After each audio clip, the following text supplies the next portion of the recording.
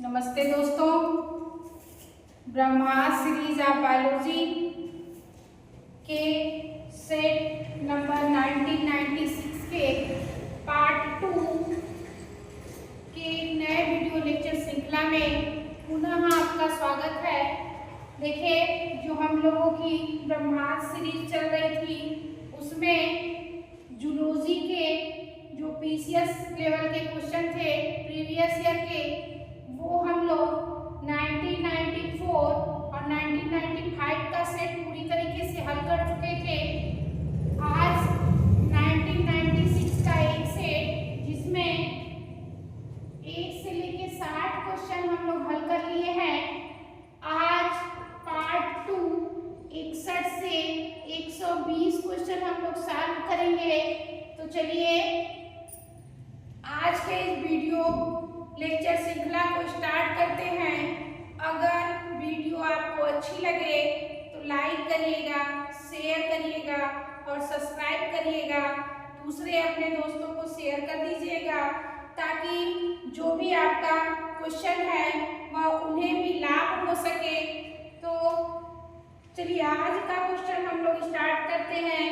आज का हमारा पहला क्वेश्चन है, मास्टॉइड बोन्स इज फाउंड इन। मास्टॉइड हड्डी कहाँ पाई जाती है?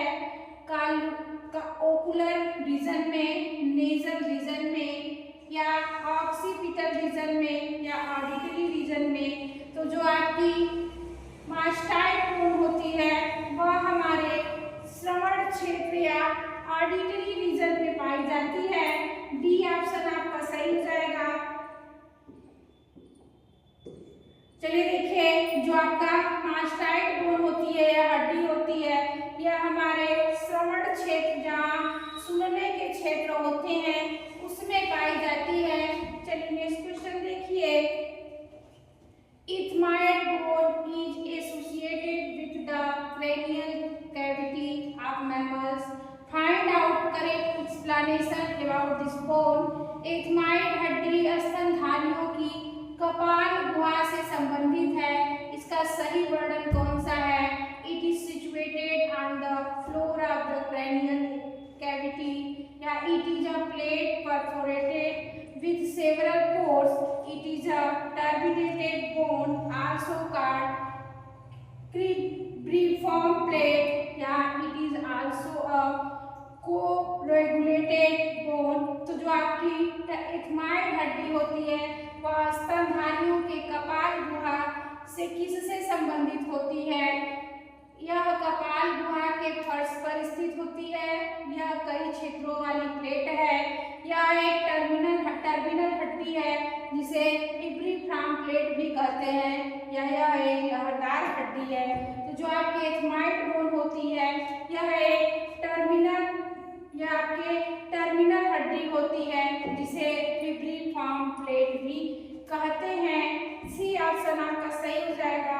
चलिए नेक्स्ट क्वेश्चन देखिए, in mammals coronoid process in a part of the. स्तनधारियों में कोरोनाइड प्रोसेस किसका भाग है? ऑप्शन देखिए, एक्सिस वर्टिब्रा का, एटलस वर्टिब्रा का, या पेल्विक गर्डल का, या लोअर जा का। देखिए, जो आपके स्तनधारियों में कोरोनाइड प्रोसेस होती है यह आपके निचले जबड़े का भाग होती है। यह कोरोनाइड प्रोसेस निचले जबड़े के भाग या निचले जबड़े में पाई जाती है। चलिए नेक्स्ट क्वेश्चन देखिए, study pertaining to anus and rectum is known as. गुदा और मलाशय से संबंधित अध्ययन को क्या कहते हैं? माइक्रोमोकोलॉजी कहते हैं, स्टोमोलॉजी कहते हैं, प्रोक्टोलॉजी कहते हैं, या एनालॉजी कहते हैं। जो गुदा और मलाशय से संबंधित अध्ययन होते हैं वह आपके प्रोक्टोलॉजी के अंतर्गत आता है, उसे प्रोक्टोलॉजी कहते हैं। चलिए नेक्स्ट क्वेश्चन देखिए, bird and bat are good flyer but the bat differ from the bird in having. पक्षी और चमगादड़ दोनों अच्छे उड़ाक होते हैं, परंतु चमगादड़ पक्षियों से किस प्रकार भिन्न होते हैं? डायाफ्राम से, 4 चैम्बर्ड हार्ट से, विंग से, या स्मॉल ब्रेन से। देखिए, जो आपके होते हैं उनमें डायाफ्राम नहीं पाया जाता। जो चमगादड़ होते हैं वह स्तनधारी जीव हैं, उनमें डायाफ्राम पाया जाता है। डायाफ्राम आपका श्वसन को बैलेंस करने का कार्य करता है, तो चमगादड़ में डायाफ्राम पाया जाता है और पक्षियों में डायाफ्राम नहीं पाया जाता। 4 चैम्बर हार्ट दोनों में पाए जाते हैं, पंख भी दोनों में पाया जाता है। स्मॉल ब्रेन ये भी आपका दोनों में पाया जाता है। दोनों में जो भिन्न होते हैं वह आपके डायाफ्राम होते हैं। चमगादड़ में डायाफ्राम पाया जाता, पक्षियों में डायाफ्राम नहीं पाया जाता। चलिए नेक्स्ट क्वेश्चन देखिए। Animals eating their faeces are to redigest cellulose content are called. वे जीव जो अपनी मल को खाकर पुनः सेलुलोज को पचाते हैं क्या कहलाते हैं? देखिए ऐसे जीव जो अपने ही मल को खाते हैं और सेलुलोज का पाचन करते हैं, ऐसे जीव को क्या कहते हैं? ऐसे जीव को माइक्रोफैगस, सूक्ष्माहारी, मैक्रोफैगस, महाआहारी या कैप्रोफैगस, मलाहारी या ओमनीवोरस, सर्वाहारी। तो देखिए इसके ऑप्शन से ही आप क्लियर कर पाएंगे। अपने ही मल को खाते हैं और फिर पुनः सेलुलोज का पाचन करते हैं, उसे कैप्रोफैगस या मलाहारी जीव कहते हैं। जैसे आपके खरगोश या रैबिट होते हैं, वह अपने ही मल को खाते हैं फिर पुनः सेलुलोज का पाचन करते हैं। चलिए नेक्स्ट क्वेश्चन देखिए। Aqueduct of Sylvius occur in. Sylvius जलसंधि कहाँ पाई जाती है? आइज में, हार्ट में, ब्रेन में या ईयर में? तो जो सिल्वियस जलसंधि होती है वह आपके मस्तिष्क में पाई जाती है और यह लगभग तृतीय और चतुर्थ निलय को जोड़ने का कार्य करती है। कौन सा ऑप्शन? बी ऑप्शन आपका सही हो जाएगा।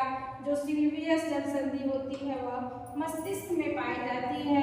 चलिए नेक्स्ट क्वेश्चन देखिए। In mammals the lower jaw join the skull directly to form an autostylic suspension because. स्तनधारियों में निचला जबड़ा सीधे खोपड़ी से जुड़ता है, इसका कारण है quadrate bone is absent, articular bone is absent, both quadrate and articular bone are absent या pterygoid is absent। जो आपके स्तनधारियों में जो निचला जबड़ा होता है वह सीधे खोपड़ी से जुड़ता है। सबसे इसका मुख्य कारण होता है क्योंकि जो आपका क्वाड्रेट और आर्टिकुलेट बोन होते हैं वह नहीं पाई जाती है स्तनधारियों में। इसी कारण इसका जो निचला जबड़ा होता है वह सीधे खोपड़ी से जुड़ता है। तो अब स्तनधारियों में निचला जबड़ा सीधे खोपड़ी से जुड़ा होता है क्योंकि क्वाड्रेट और आर्टिकुलर दोनों हड्डियां स्तनधारी में नहीं पाई जाती। चलिए नेक्स्ट क्वेश्चन देखिए। At the articular surface of the bone synovial fluid serves to. हड्डियों की संधि सतह पर सिनोवियल द्रव का क्या कार्य है? सील करना, लुब्रिकेट करना या कीप डिस्टेंस या ज्वाइन। तो देखिए जो हड्डियों के सतह पर ज्वाइन की जो सतह होती है उसमें सिनोवियल द्रव होता है।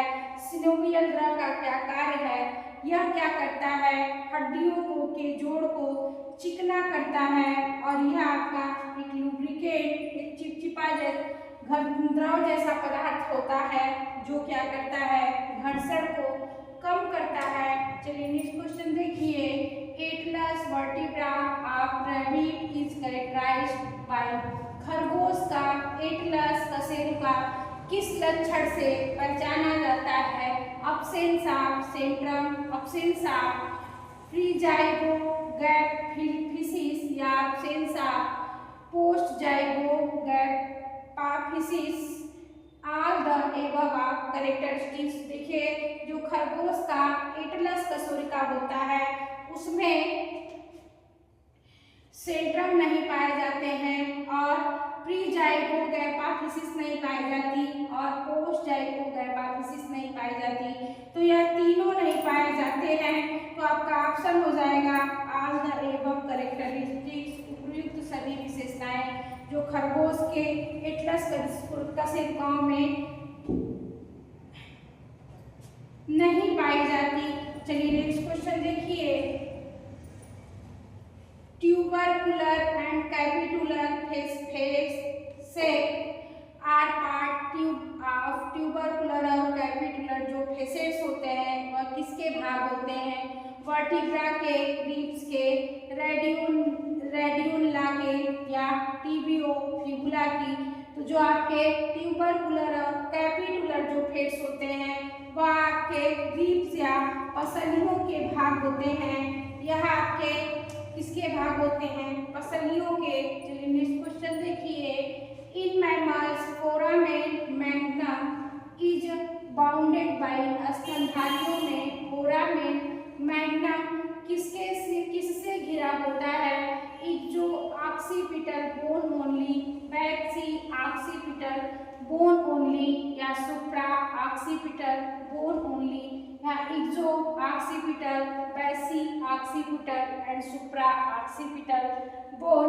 तो जो आपके स्तनधारियों में जो फोरामेन मैग्नम होते हैं वह आपके इक्जो ऑक्सीपिटल, बैसियो ऑक्सीपिटल और सुप्रा ऑक्सीपिटल यह तीनों से घिरे हुए होते हैं। डी ऑप्शन आपका सही हो जाएगा। देखिए स्तनधारियों में फोरामेन स्फेग्नम जो होते हैं वह एक्स ऑक्सीपिटल, बेसिडियो ऑक्सीपिटल और सुप्रा ऑक्सीपिटल हड्डियों से घिरे रहते हैं। चलिए नेक्स्ट क्वेश्चन देखिए, in mammals arytenoid cartilage are found associated with, स्तनधारियों में एरिक्टिनाइड उपास्थि किससे संबंधित होती है? ट्रैकिया से, लैरिंक्स से, थायराइड से या नेजल रीजन से। तो जो आपके एरिक्टिनाइड उपास्थि होती है, एरिक्टिनाइड कार्टिलेज जो होती है वह आपके लैरिंक्स से संबंधित होती है। यह आपका बी ऑप्शन सही हो जाएगा।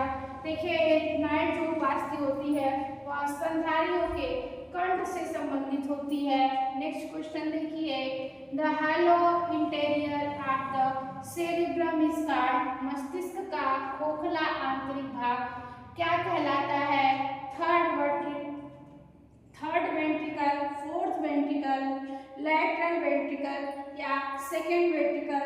तो जो आपका मस्तिष्क का जो आंतरिक खोखला भाग होता है वह आपके लैटरल वेंट्रिकल या पार्श्वनीय कहलाते हैं। यह मस्तिष्क का खोखला भाग होता है। चलिए नेक्स्ट क्वेश्चन देखिए, the sixth cranial nerve is vertebrates is, कशेरुकी में छठी कपाल तंत्रिका कौन सी होती है? ओकुलोमोटर, ट्राइजेमिनल या एब्डुसेंस या ग्लॉसोफेरेंजियल। तो जो मस्तिष्क जो आपके कशेरुकी में सिक्स जो कपाली तंत्रिका होती है वह आपके एडुसेंस कहलाती है या कशेरुकी में छठी कपाल तंत्रिका होती है। चलिए नेक्स्ट क्वेश्चन देखिए, area of retina is in human eyes containing only cone cells is called, मानव नेत्र की रेटिना का वह क्षेत्र जिसमें केवल कोन कोशिकाएं होती है क्या कहलाती है?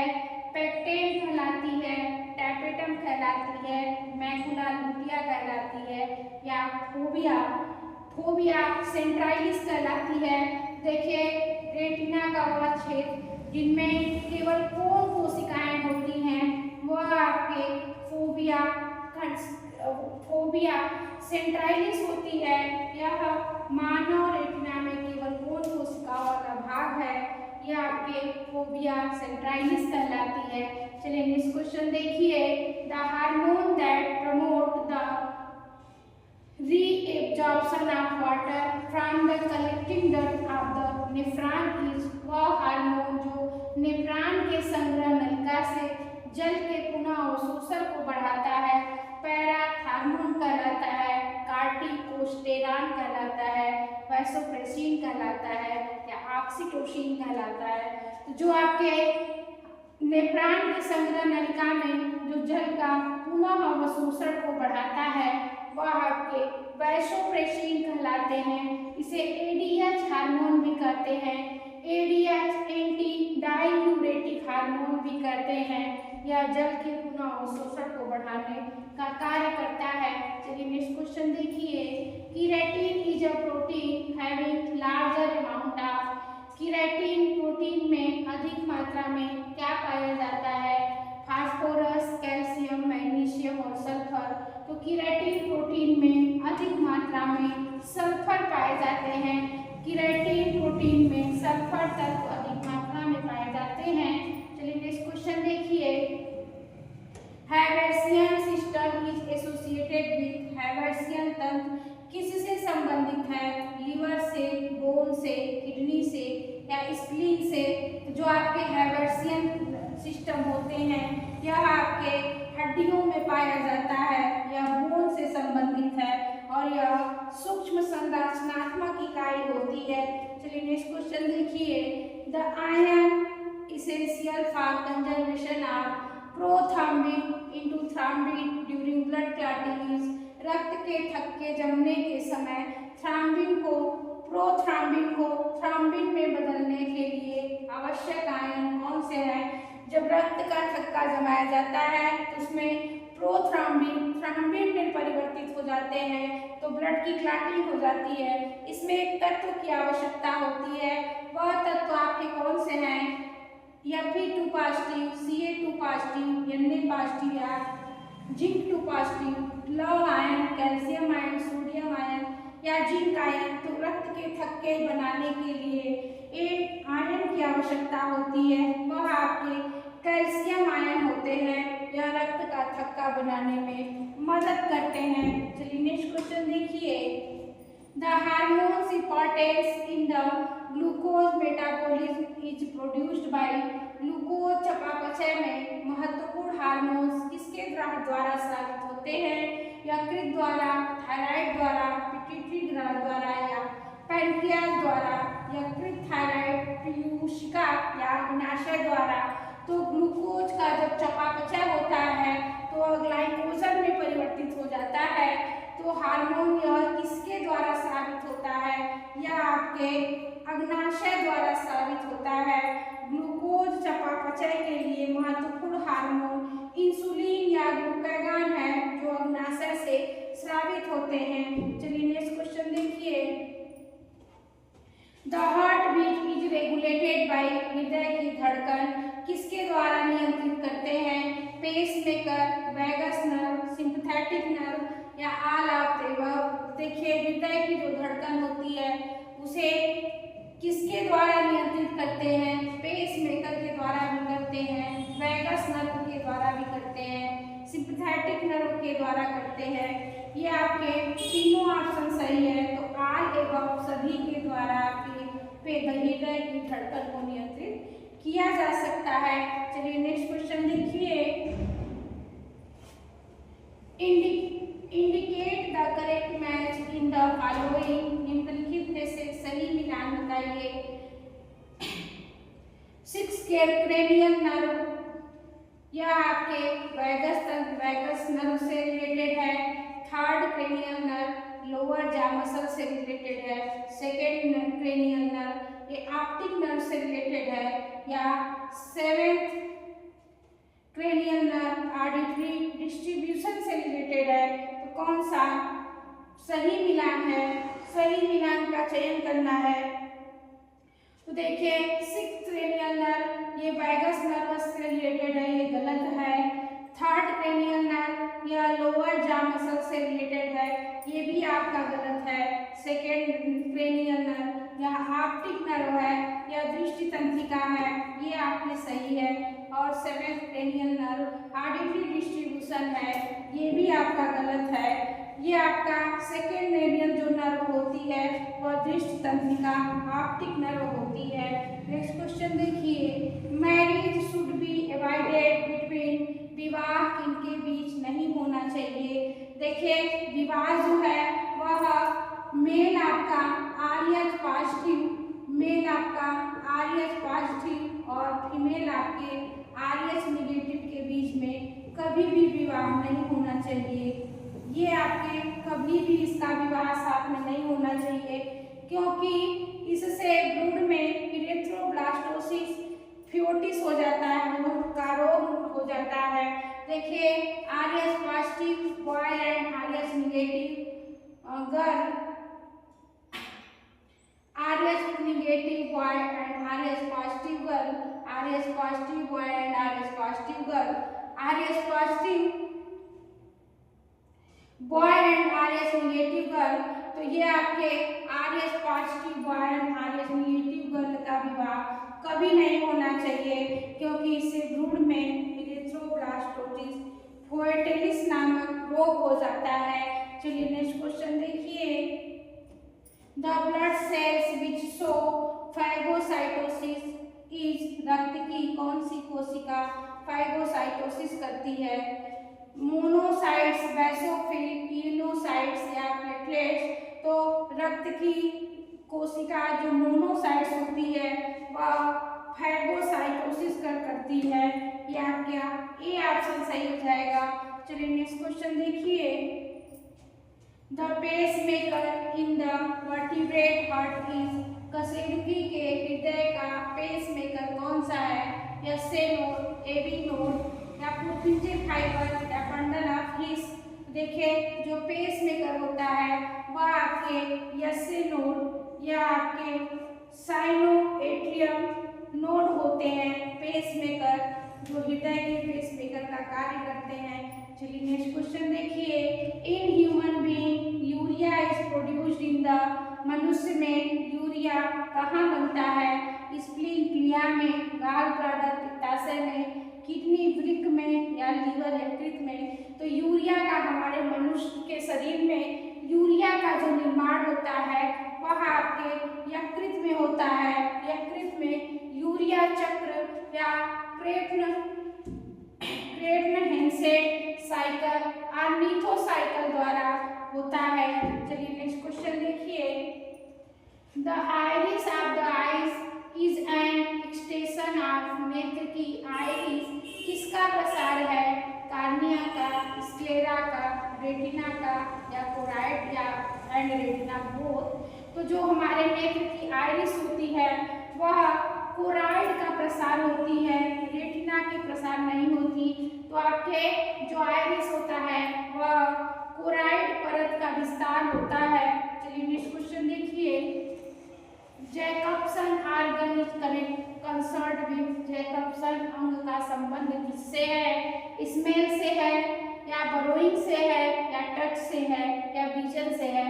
तो जो आपके जैकबसन ऑर्गन होते हैं वह गंध से संबंधित है, वह आपके स्मेल से संबंधित है जैकबसन ऑर्गन। चलिए नेक्स्ट क्वेश्चन देखिए।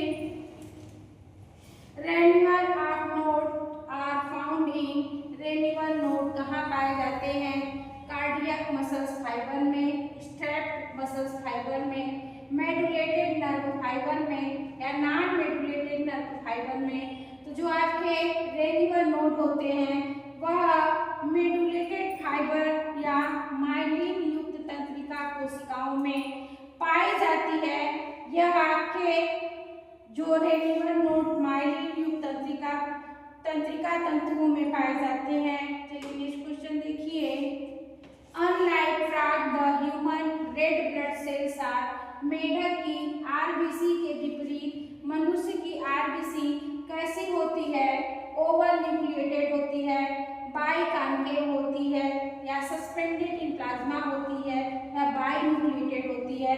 तो देखिए मेढक की आरबीसी के विपरीत जो मनुष्य की आरबीसी होती है वह आपके दुई उत्तर या नॉन न्यूक्लिएटेड होते हैं। तो आपका कौन सा ऑप्शन? बी ऑप्शन सही हो जाएगा। बाइकॉन्केव, दुई उत्तर और नॉन न्यूक्लिएटेड होते हैं। इसमें न्यूक्लियस नहीं पाई जाती, नॉन न्यूक्लिएटेड होते हैं ये आपके मनुष्य की आरबीसी। तो चलिए नेक्स्ट क्वेश्चन देखिए। An injured person of unknown blood group needing immediate blood transfusion can be given blood group, एक घायल व्यक्ति जिसका रक्त समूह ज्ञात न हो और जिसे तुरंत रक्त चढ़ाना हो उसे कौन सा रक्त समूह दिया जाता है? ऐसा रक्त समूह दिया जाएगा जो सबको दे सकता है। तो आपके सर्वदाता या यूनिवर्सल डोनर जो आपके होते हैं रक्त समूह, वो आपका ओ होता है। तो रक्त समूह ओ जो होता है वह सार्वभौमिक दाता होते हैं या यूनिवर्सल डोनर होते हैं। वह किसी को भी अपना रक्त दे सकते हैं, उसको आपका उस रक्त को चढ़ाया जा सकता है। चलिए नेक्स्ट क्वेश्चन देखिए।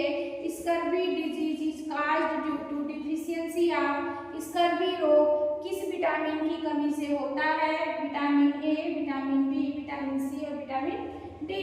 तो देखिए जो आपका स्कर्वी रोग है वह विटामिन सी की कमी से होता है। वह आपके विटामिन सी एस्कॉर्बिक अम्ल की कमी से होता है स्कर्वी रोग। चलिए नेक्स्ट क्वेश्चन देखिए। सिक्रेटिन इज अ, सिक्रेटिन क्या है? एक हार्मोन है, एक विटामिन है, एक एंजाइम है या एक्सक्रीटरी प्रोडक्ट है। जो आपके सिक्रेटिन होते हैं यह एक प्रकार के हार्मोन होते हैं जो आंतों से स्रावित होते हैं और अग्नाशय को उत्तेजित करने का कार्य करते हैं। चलिए नेक्स्ट क्वेश्चन देखिए।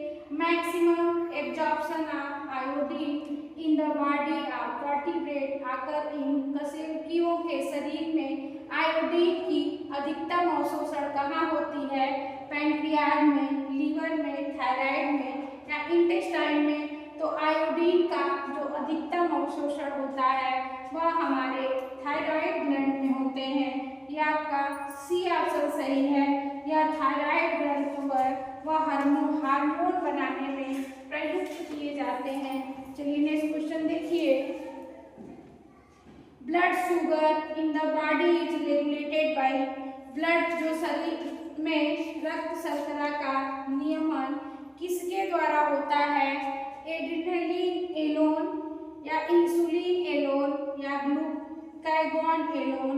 इंसुलिन एंड ग्लूकागॉन बोथ, केवल एड्रेनलिन द्वारा, केवल इंसुलिन द्वारा या केवल ग्लूकागॉन द्वारा या इंसुलिन और ग्लूकागॉन दोनों द्वारा।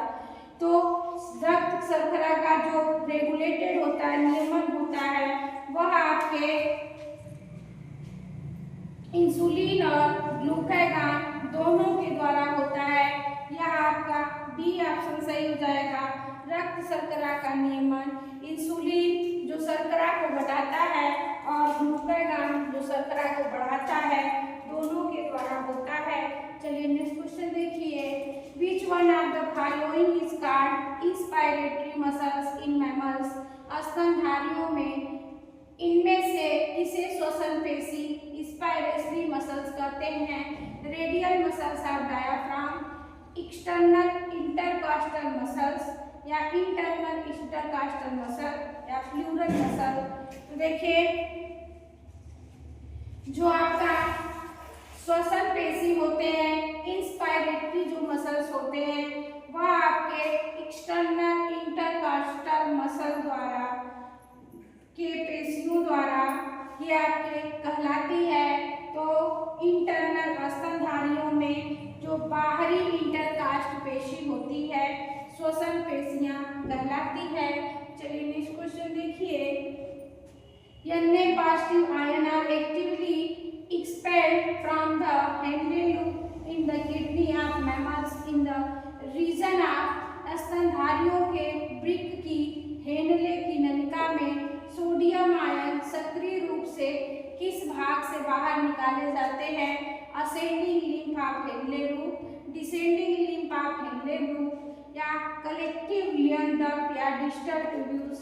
तो जो आपके पॉजिटिव सोडियम आयन होते हैं वह हेनले लूप, हेनले की जो नलिका होती है, ये आरोही क्रम से बाहर निकाले जाते हैं। तो हेनले की नलिका का आरोही भाग ascending limb of Henle loop के द्वारा बाहर निकाले जाते हैं। चलिए नेक्स्ट क्वेश्चन देखिए। Vasectomy caused the loss of, vasectomy से किसका नाश हो जाता है? जब वेसेक्टोमी कराया जाता है तो उसमें से क्या निकाल दिया जाता है? यह आपके एस्ट्रोजन, टेस्टोस्टेरोन या एंड्रोजन इंड्यूजन या नन ऑफ द एबव। तो वैसेक्टॉमी जो केवल शुक्राणु निष्कासित नहीं हो पाते, यह क्या होता है, वैसेक्टॉमी कराने में जो शुक्राणु नहीं निकल पाते हैं, यह आपके इंड्यूजन द्वारा या इंड्यूजन का नाश कर दिया जाता है, इंड्यूजन को हटा दिया जाता है, परंतु टेस्टोस्टेरोन और अन्य हार्मोन का उत्पादन सामान्य रहता है। चलिए नेक्स्ट क्वेश्चन देखिए, रोडाप्सिन इज फाउंड इन, रोडाप्सिन कहाँ पाया जाता है, स्किन में, ब्रेन में, आइज में या लीवर में। तो रोडाप्सिन जो होता है यह एक दृष्टिवर्धक या विजुअल पिगमेंट है जो हमारी आंखों में या नेत्र की रेटिना में पाई जाती है, रोडाप्सिन। चलिए नेक्स्ट क्वेश्चन देखिए, मेमोरी ग्लैंड और स्तन ग्रंथियां किस प्रकार की होती है, एपोक्राइन, हेलोक्राइन या इक्राइन या नन ऑफ द एबव।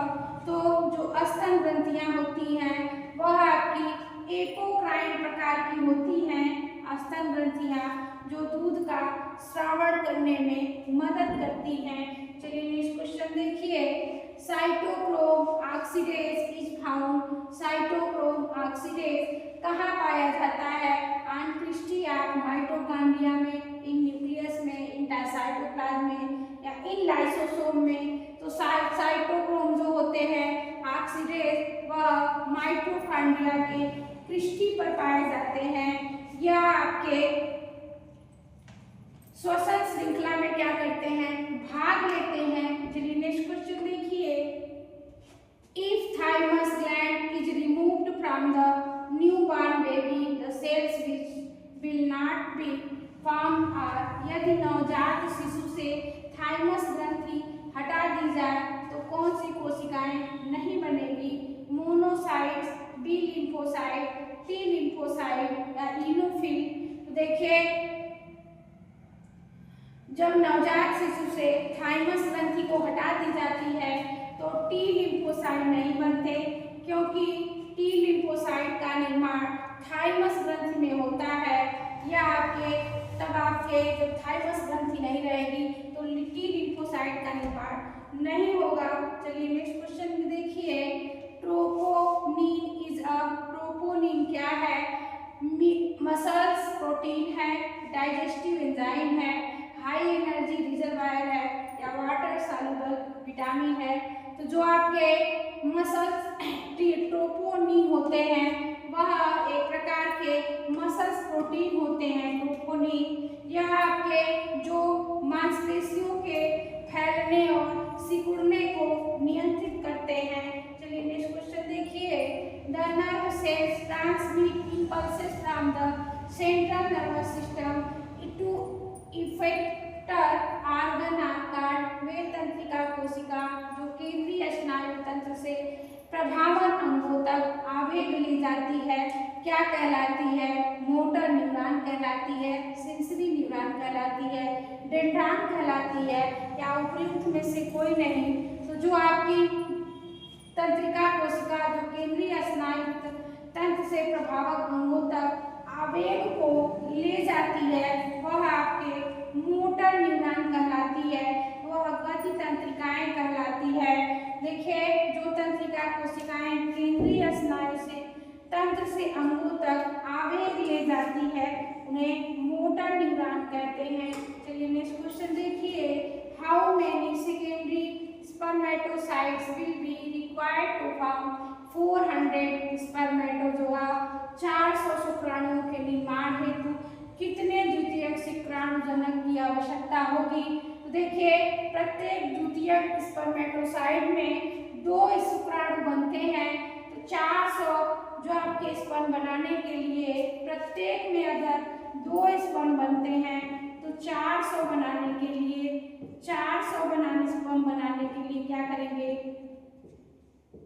400 बटा 2 कर देंगे तो आपका आ जाएगा कितना, 200।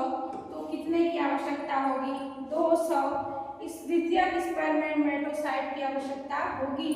चलिए नेक्स्ट क्वेश्चन देखिए, placental barrier between maternal and foetal blood is minimum is.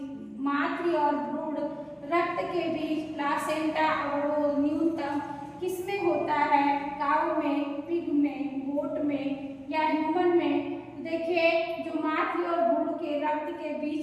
Placental अवरोध होता है वह आपके पिग में होता है। पिग में मातृ और भ्रूण रक्त के बीच जो प्लासेंटल अवरोध सबसे कम होता है। चलिए नेक्स्ट क्वेश्चन देखिए। During the development of frog embryo blastopore appears at the stage of मेढक के भ्रूण के विकास के दौरान ब्लास्टोपोर इस अवस्था में प्रकट होते हैं। Early blastula, late blastula, early gastrula या लेट ग्रेस्टुला। तो जो मेढक के भ्रूण अवस्था के दौरान जो ब्लास्टोपोर आपका प्रकट होता है वह आपके ईयरली ग्रेस्टुला, प्रारंभिक ग्रेस्टुला के अंतर्गत क्या होता है, प्रकट होता है, दिखता है। चलिए नेक्स्ट क्वेश्चन देखिए। In chick embryo, the central nervous system appear after the following period of incubation। मुर्गी भ्रूण के केंद्रीय स्नायु तंत्र ऊष्मायन की कितनी अवधि के बाद प्रकट हो जाती है? 48 आवर्स, 36 आवर, 24 आवर या 16 आवर्स। तो जो मुर्गी भ्रूण के केंद्रीय स्नायु ऊष्मायन के बाद लगभग 36 घंटे बाद यह क्या होती है, प्रकट हो जाती है। चलिए नेक्स्ट क्वेश्चन देखिए। During the embryonic development of chick the foetal membrane that appear first is. मुर्गी भ्रूण के विकास के दौरान सबसे पहली भ्रूणी झिल्ली प्रकट होती है। देखिए मुर्गी जब भ्रूण का विकास करती है तो सबसे पहले कौन सी भ्रूणी झिल्ली दिखाई देती है? यॉर्क सैक, एलांटाइस या एमनियन या इनमें से कोई नहीं। तो जो आपके सबसे पहले जो भ्रूणी झिल्ली दिखाई देती है वह आपकी कौन सी होती है? पीतक थैली होती है, जिसे यॉर्क सैक भी कहते हैं। यह भ्रूण विकास के समय विकास में सबसे पहले दिखाई देती है। चलिए नेक्स्ट क्वेश्चन देखिए। Ozone day is observed. Ozone दिवस कब मनाया जाता है? 30 जनवरी, 21 अप्रैल, 16 सितंबर या 25 दिसंबर। तो ओजोन दिवस आपका 16 सितंबर को मनाया जाता है। चलिए नेक्स्ट क्वेश्चन देखिए। Which one of the following show intimate heterogeneous association. निम्नलिखित में से कौन सा घनिष्ठ विषम संगति को दर्शाता है? प्रीडेशन, कमर्शियलिज्म या पैरासिटिज्म या अमेंसेलिज्म। तो जो आपके घनिष्ठ संबंध दर्शाते हैं वह आपके पैरासिटिज्म होते हैं।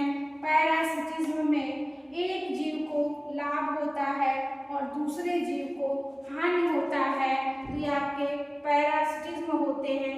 यह घनिष्ठ विषम संगति का उदाहरण है। चलिए नेक्स्ट क्वेश्चन देखिए। Pelagic form of animal are found. Pelagic प्रकार के जीव कहाँ पाए जाते हैं? On the surface of the sea floating along the waves या इन डीप सी या इन द सॉयल या इन पैरासाइट ऑफ मैमल्स।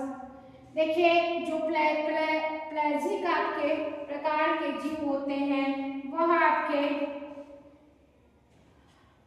समुद्र की सतह पर लहरों के साथ तैरते रहते हैं या गहरे समुद्र में या मिट्टी में या स्तनधारियों के परजीवी के रूप में। तो जो आपके पेलेजिक प्रकार के जीव होते हैं वह समुद्र की सतह पर लहरों के साथ तैरते रहते हैं। चलिए नेक्स्ट क्वेश्चन देखिए। Commensalism is the term which characterized. Commensalism वह पद है जो किसे दर्शाता है? Living together of two or more different kinds of animals. दो या दो से अधिक भिन्न प्रकार के जीवों के साथ रहना या organisation relationship between two or more different animal. दो या दो से अधिक भिन्न जीवों के बीच संबंध।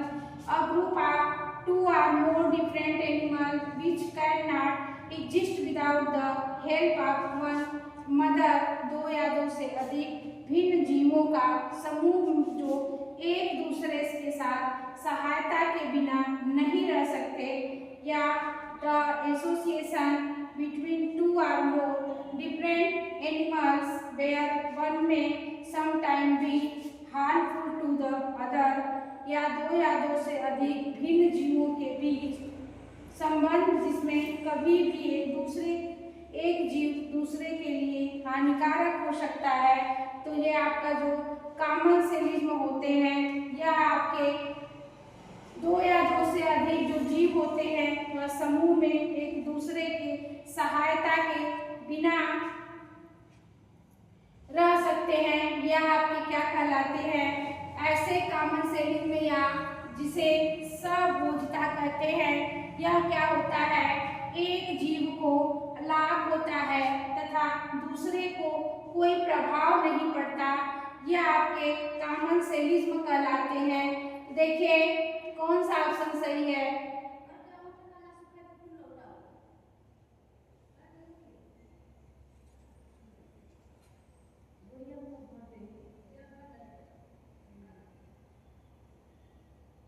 देखिए एक जीव को लाभ होता है तथा दूसरे को आपका कोई प्रभाव नहीं पड़ता। ये आपका सी ऑप्शन सही है। एक दूसरे की सहायता के बिना नहीं रह सकता। दो या दो से अधिक भिन्न जीवों के बीच संबंध या दो या दो से अधिक भिन्न प्रकार के जीवों के साथ रहना, या दो या दो से अधिक भिन्न जीवों के बीच संबंध जिनमें कभी कभी एक जीव दूसरे जीव के लिए हानिकारक हो सकते हैं। यह आपके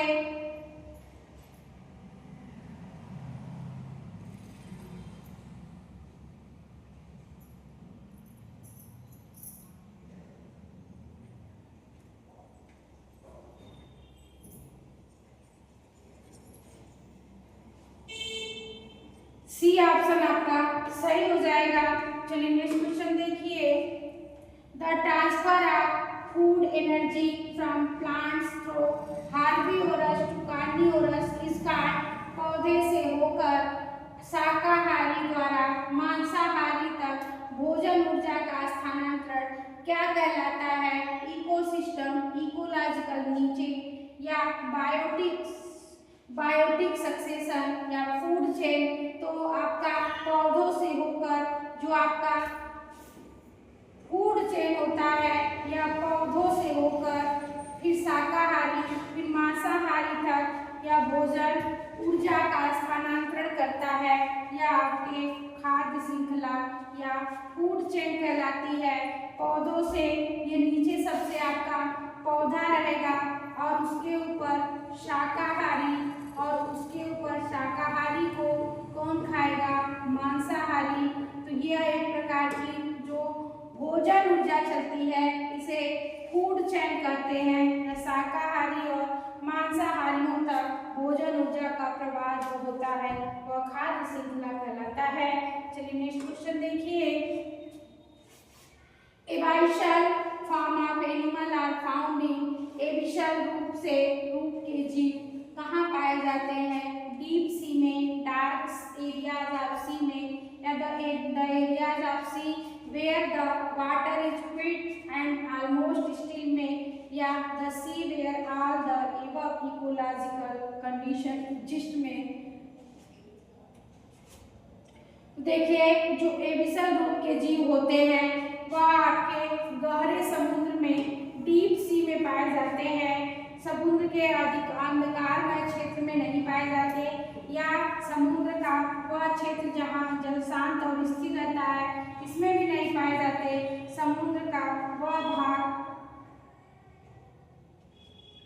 वह भाग उपरोक्त सभी पारिस्थितिक इंद्रियां मौजूद होती है इसमें भी नहीं पाए जाते। वह आपके गहरे समुद्र में पाए जाते हैं। चलिए नेक्स्ट क्वेश्चन देखिए। The honey bees the drone are produced from, मधुमक्खियों में नर मधुमक्खियां ड्रोन किससे उत्पन्न होती हैं?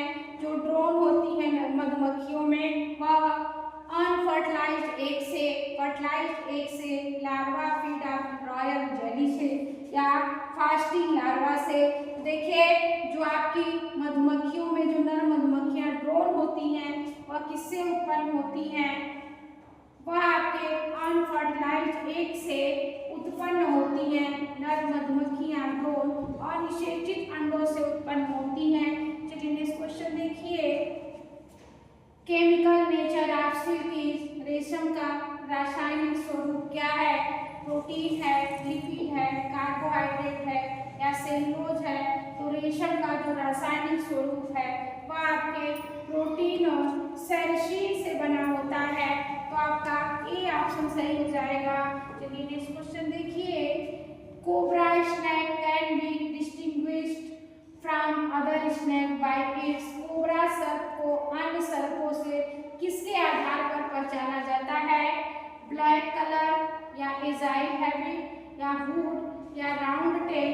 देखिए कोबरा सर्प जो होते हैं उनके हुड, उनके फन होते हैं, इसके अनुसार इसको पहचाना जा सकता है। अन्य सर्पों में ये आपके नहीं पाए जाते।